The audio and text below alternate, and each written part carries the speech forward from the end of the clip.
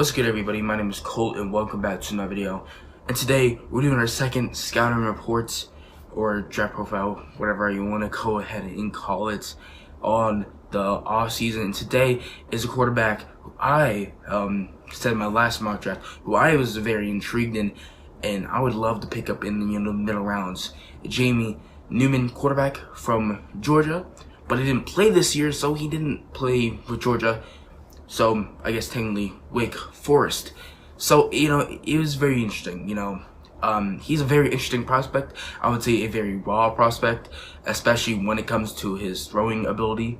But his running ability is good. But again, his throwing ability has a lot to be desired. But he's shown that he can throw the ball, and that's why I'm very intrigued by Jamie Newman. And if we could possibly pick him up in like the 3rd round, I wouldn't be mad just to bring that competition in and possibly, maybe sit behind, I don't even know, Taylor Heineke. I have no idea.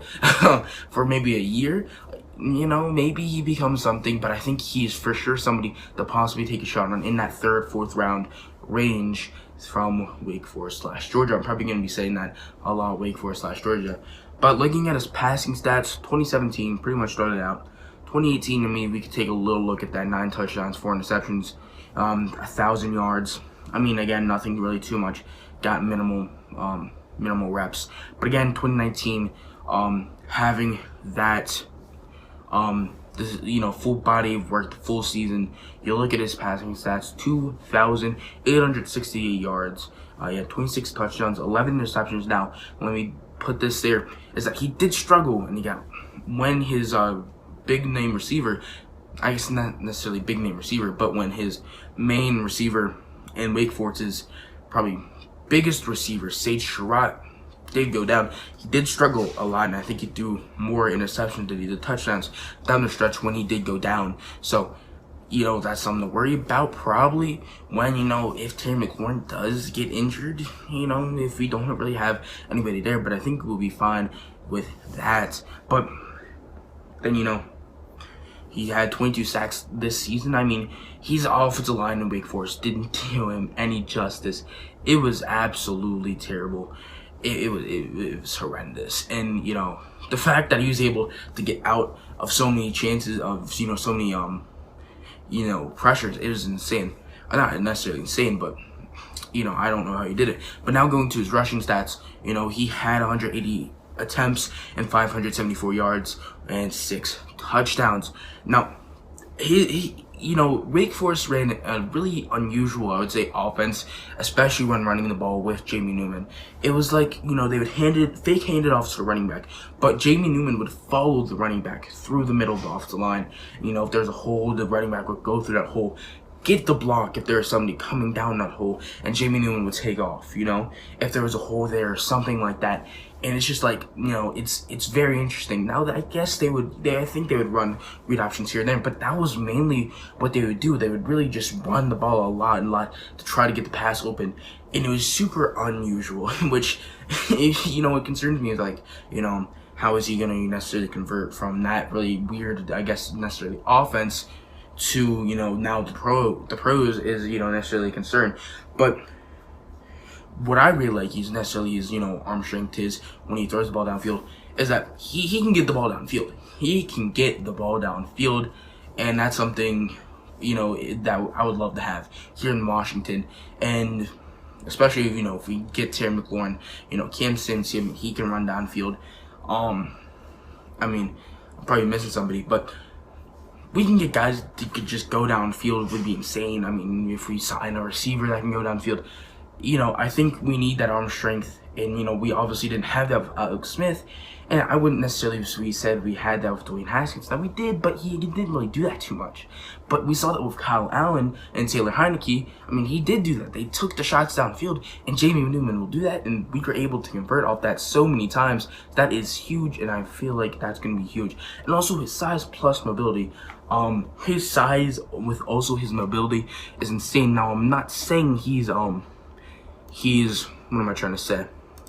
No, I'm not saying he's no Lamar Jackson speed, but it reminds me necessarily of a Josh Allen type of Cam Newton type of speed plus size. Now, what is his height? I didn't look this up. Let me. How tall? He's 6'4", and with the speed he has, you know, that's enough. That's enough. You know, he's able to get out of the pocket if he really needs to. But again, he's more of a pocket quarterback. You know, that will sit in the pocket. But again, if he needs to get out, he will, and he can get out of the pocket. So again, you know, kind of reminds me of that Josh Allen, Cam Newton type when it comes to his mobility plus size. So that is huge, and yeah, that is a big plus. But again, let me also say this: his inconsistent accuracy. He is inconsistent accuracy. I mean, he can, you know, sometimes throw a great, beautiful pass, but at the same time, he can throw super bad passes. You know, and it's, you know, I'm like, you know, what are you doing on some of these short passes? And, you know, it's just like, you know, some lots of that does have to do with some of his footwork necessarily when it does come with these short passes. But at the same time, you know, his footwork is good. But, you know, just the inconsistent accuracy does scare me a lot. But I think that a lot of that can be fixed. So it's going to be super interesting to see how that, you know, that fares in the NFL. Because, I mean, if that's the case, you know, it's not college football. And, you know, if that keeps going in the NFL, lots of these are going to get picked. But again, he can. But at the same time, when I say inconsistent accuracy, I'm not saying he always throws it bad, but he can throw it great at the same time. So it's very confusing. But I really like Jamie Newman, and I think he could be a really good prospect. Again, he's raw, but I think for sure if someone, you know, gets him into the right scheme, coaches him up right, he could be a very good quarterback in this league and possibly steal the draft. And I think Washington should take a shot on him in, you know, the third round if available, fourth round available. You know, again, good potential to be the quarterback of the future, good size, ability. Again, gives me hope, especially for Washington's offensive line. And again, this is really just, you know, how would he fare with Washington? Not necessarily a big scouting report, but give him good mentor. And if Alex Smith comes back in with, you know, obviously that Alex Smith, 30 for 30 or some documentary that came out last night, I think, you know, he hasn't really said is he coming back, is he not? And if he is coming back for another season and he's not retiring, maybe we draft Jamie Newman. He sits behind Alex Smith. In that mentorship, he might be able to be something. But, you know, the one thing I would have loved to see from Jamie Newman, if he would have played this year and possibly beat out JT Daniels for that starting job in the quarterback position, and to see how he fared in the SEC. So that's the one thing, you know, that scares me, because he was actually playing very, very well in you know, the ACC, and then he transferred obviously from Georgia. So, but he has the potential, and again, if Washington wants to take a shot at him in a third, fourth round, I am all down. I would be happy, actually. I mean, I had him in our last mock draft, taking him in the third round. So Jamie Newman, quarterback from Wake Forest / Georgia, I would love to be able to take him in the third and fourth round, if obviously we don't take a quarterback in the first or second.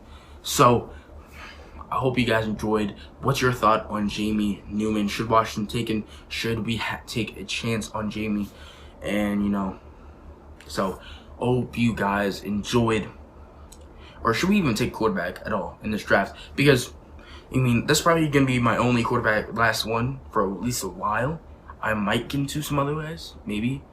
But for now, these are the only two guys, at least early on. I think everybody else is probably going to go in the fourth, fifth, or later. So, obviously, then we obviously have the top four quarterbacks. I think Kyle Trask. I mean, I'm not really interested in Kyle Trask, maybe because he's just a statue, you know. So that's you know, that just takes me away from Kyle Trask so much, especially for Washington, just a statue. But so yeah, so hope you guys enjoyed. Should we take a chance on Jamie? Should we even take quarterback in this draft? When should we take quarterback in the draft? If we should take quarterback in the draft, should we trade up for one? What's your thought? So hope you guys enjoyed this video, and I'll see you guys next time. And also, it's MLK Day, so go ahead, have some fun. I guess not have some fun, but hey, happy MLK Days. I'm trying to figure how should I say this? Like, I feel like there has to be some type of sign, but happy MLK Day to you guys. So hope you guys enjoyed, and I'll see you guys next time. Peace out.